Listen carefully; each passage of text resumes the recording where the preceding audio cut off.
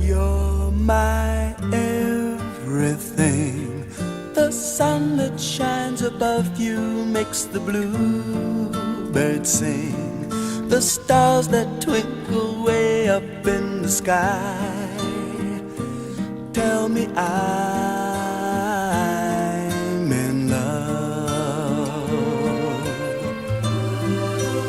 When I kiss your lips, I feel the rolling thunder to my fingertips, and all the while my head is in a spin.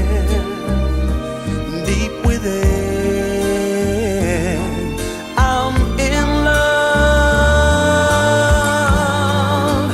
You're my everything, and nothing really matters but the love you bring.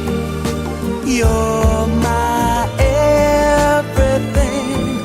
To see you in the morning with those big brown eyes.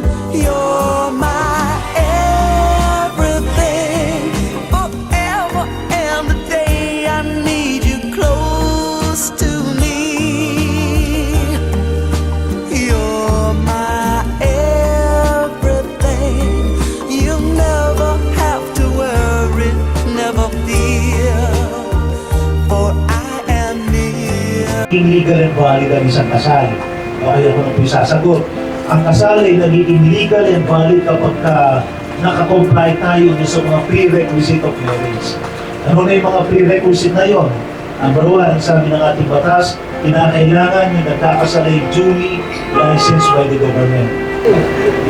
Pao, tatanungin kita ha. Pao, ikaw ba'y personal ng marap sa akin na bilang legal ng kasal kasama ng pagharap mo yung pangamang buhay na desisyon sa iyong sarili na mamahalin at pakikisama si Jen?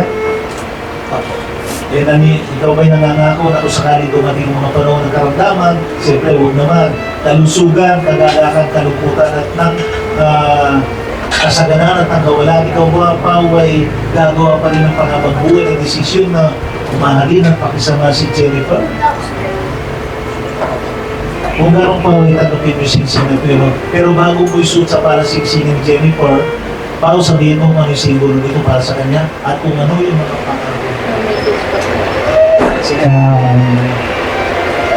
message. Number one is, this will be the sign of my love for you. Sabi nga ni Father, ni Bishop kanina, kaya siya bilog because it's going to be never ending. I'm going to wear this ring as a sign of my love. And every time that you're having a hardship or may problem or kahit ano, I just want you to look at the ring para alam mo na hindi ka nag-iisa.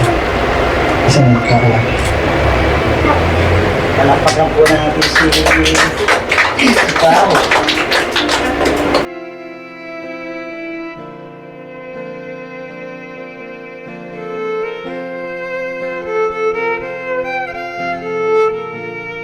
Okay, Jennifer, anak, kapatid, ikaw ba'y personal na humarap sa akin bilang legal na pagkakasal, kasama ng pagharap mo yung pangalawang buhay na desisyon sa iyong sarili na mamahalin ang kapag-isama si Paulo? Opo. Ikaw ba'y nangangako na kung sakaling dumating ang mga panahon ng karamdaman, pero huwag naman ngayon, kalusugan, kagalakan, kasaganahan, minsan sapat lang, pero pagka minsan hindi natin naiwasan nawawala. Ang tanong ko sa iyo, Jennifer, alin ba sa puto niyo ng buhay ang dadaanan mo? Ikaw ba, Jennifer, gagawa pa rin ng personal na desisyon na mahalin, pakisama si Paulo, Barreto, Barreto. Opo. Kung gano'n ay tanggapin ng singsing na ito, bilang simbolo ng Diyos, Ama, na nagbukod sa inyo. Bago mo ibigay, kapatid, yung simbolo yan sa mga promises mo. Hindi ako ready. Ganda naman. Mahal na mahal kita. Nagiyak na. Okay na. Alam mo, di ako iyak. Salamat kasi tinanggap ko yung dalawa. Akala ko kasi wala nang tatanggap sa akin sa dalawa. Kahit na nag-aaway tayo, din kapatid. Kahit na beses na bakit pag-iwalay sa'yo, kapatid. Sama naman ko.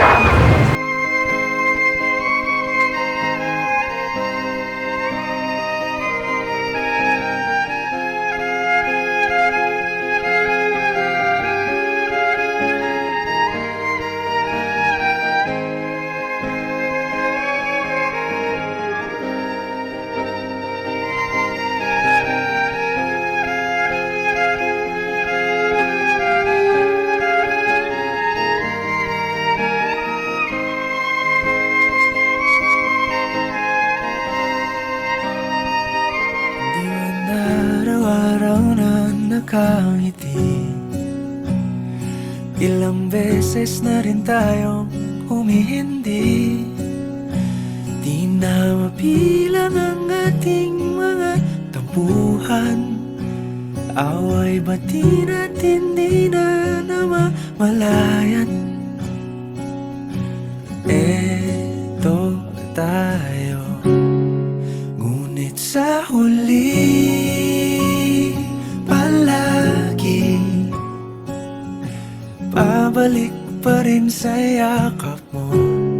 Hanggang sa huli palagi pipiliin kong maging sa'yo.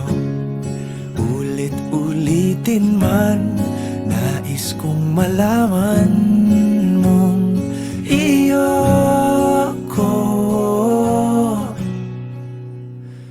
palagi. Palagi. Kung balikan man ang hirap, luhat lahat, ikaw ang paborito kong desisyon. At pag napaligiran ang ingay at ang gulo, di ko pagpapalit ngiti mo sa mundo. Eto tayo sa huli palagi, babalik pa rin sa yakap mo. Hanggang sa huli palagi pipiliin kong maging sa'yo. Ulit-ulitin man, nais kong malaman mong iyo